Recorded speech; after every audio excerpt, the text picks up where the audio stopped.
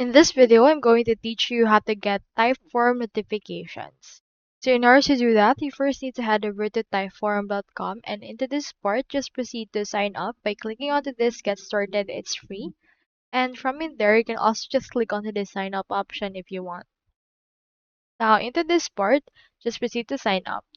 Now since I already have an account, let me just proceed to click onto this login option that we can see right here. Now here is my actual dashboard. So to receive Typeform notifications, you need to actually set up a follow-up under your form settings or create an integration using third-party services. So if you want to use Typeform's built-in follow-ups, you can just proceed to open your form. For example, is this one. And then this will open your form editor. Once you're in there, just navigate to the settings, which is this gear icon. Let's click on this right here. From in there, you can see the form mode, preferences, and the likes right there. So you can just navigate on all of this right here.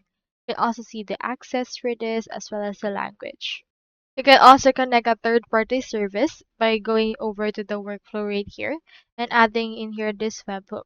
Click on this plus icon, and then this will open your webhooks right there that you can actually add. Click onto this add right here and input right here the endpoint of your webhook. For example, is Zapier. You can just input that right here.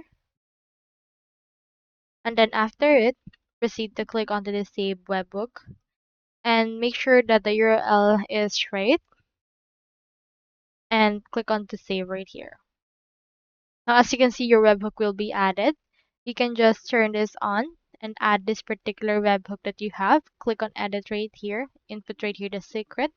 Click on Save Changes and publish this webhook right there. And that way you can just configure the follow-ups and notifications that you will have on your Typeform.